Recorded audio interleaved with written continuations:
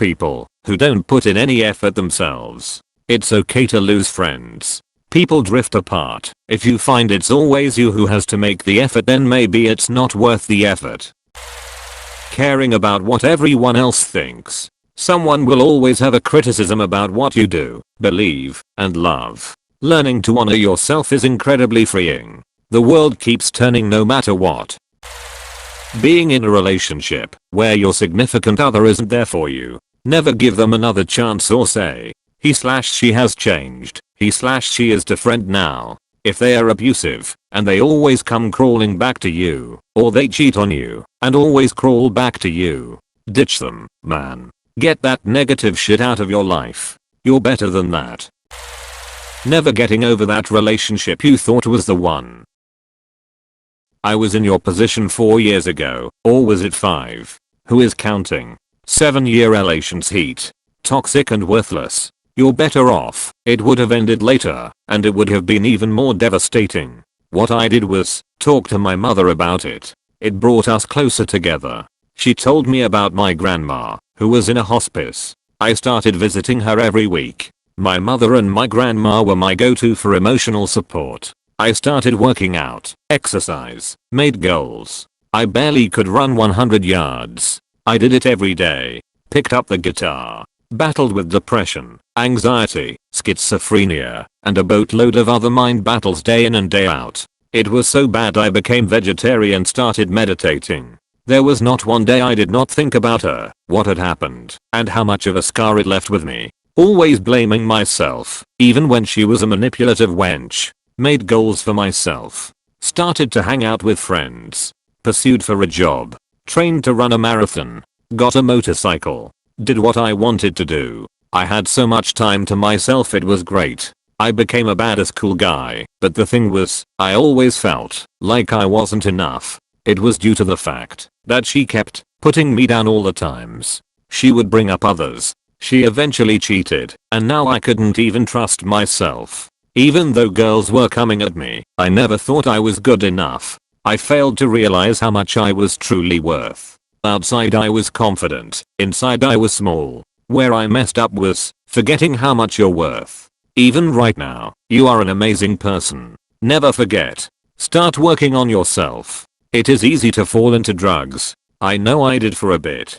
But if you put your mind to it, you can overcome and transcend who you were before, and you'll look back and realize your own truth. I'll let you know something. There hasn't been one day where I have not thought about her. Now it's just disgust at what type of person she has become, but more importantly I don't have that squeeze in the chest when I hear her name. That pain deep down. I don't have that any longer. Even the thoughts are just thoughts to me, not affecting me throughout my day to day. It gets easier as time goes on. I hope you become the person you want to be in order for you to meet the person you are destined to meet. Through the ashes brings a more abundant foliage in forests. Count this as a blessing. It won't be easy, there'll be a lot of work, but by golly the light at the end of the tunnel is real. PM if you ever want to talk drug addiction. Take my word for it. Spending all that time and effort looking for your next fix and trying desperately to maintain control over your own emotions through drugs takes a lot of energy. If you just let go and stop trying so hard to hang on to that control, you'll be so much happier. Once you go through the withdrawals anyway. Not that you'll be able to kick addiction until you're ready anyway, but it is a lot harder than most people give it credit for. I'm now sober 7 years. Correcting someone on Reddit. Someone, damn it. No, he was talking about that one guy someone. That dude just can't take critique. Worrying about what others will think if you leave your job to take another one, whether internal or external. Step 1 on surviving the corporate culture is worry about yourself first and pursue the things you want, not what your peers want. This is exactly what's running through my mind right now. I've worked 3 years for a company that has pretty much taught me everything, and now I'm evaluating if my future is here or somewhere else. I know they are going to talk if I leave, which I hate, but I need to start putting myself first. If a tree falls in a forest and you're not there to hear it because you're somewhere else making more money, do you even give a shit if it makes a sound? Multi-level marketing. Was work at homing in a Starbucks last Friday and overheard a girl getting sucked into a pyramid scheme. She was talking to one guy and another guy was there observing, learning how to indoctrinate his own victims. When she got up to leave, I followed her out to the parking lot and said, "I'm so sorry for eavesdropping, but everything I heard sounds like a textbook pyramid scheme. I understand that I'm some stranger and you have no reason to listen to me, but please go home and do some research before you move any further." Then I wished her a good afternoon and went back inside. The 2 guys she was talking to had suddenly become about 6 guys. Turns out all the strangers sitting around the Starbucks doing their own thing were there to listen in. They were all there to learn how to recruit people. It was the creepiest fucking thing I've ever seen. You possibly saved a life. My sister learned the hard way with LuLaRoe and lost probably around $15,000 in unsellable, unreturnable and disgustingly ugly and tacky leggings.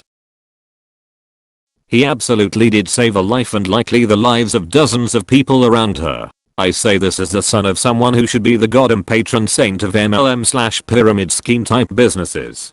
To date, he's, my father, ran through at least 4 of them from what I can remember. Herbalife, some green tea one, Salad Master, some vacuum one and one more I can't recall at the moment, some diet/health drink thing I think. One of the more disgusting things my father has done, I have also overheard him on many occasions tout these health drinks as not only good for you, but he has quite literally made claims that they have eliminated serious diseases like cancer from people who have used the drinks in the past. I hate him for that, because he's now inflicting his ignorance and false claims on other families in serious, life or death situations. All it takes, if for the company, to have him watch some finely crafted video, which he then turns around and uses as proof within his sales pitch, and he's just as qualified as a seasoned doctor or medical expert. He doesn't give a fuck, as long as he makes his sale. Each one, when joined, was going to lead him to the promised land of riches. Each one was used to alienate all of his friends and family, to the point of literally being the cause of strife in other people's marriages, pressuring one or both partners to join, or spend their time and energy spreading the gospel in their social circles/communities, sometimes overseas etc.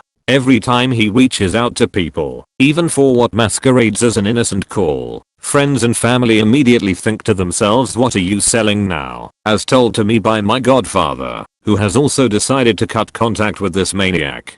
Cousins, aunts, uncles from Asia to Europe have all been hit up and pestered by my father to the point where they now avoid his calls. I can imagine that when his name shows up on their phones, they have to be wondering what the sales pitch is going to be, what life-saving product is it going to be this time. This business has even made my father leverage his fatherhood or position in the family dynamic to dip into my older brother's life savings to the tune of around $100k plus. His son, my older brother, is also on no/minimal contact basis with my father. I know what you're thinking. Pops is just bad with money. He would likely been in a bad situation, even if MLMs didn't enter the picture. Well, you're likely right. This is just my/his version of the wreckage MLMs can cause, and in this case what MLMs can do when they bump into someone like my father.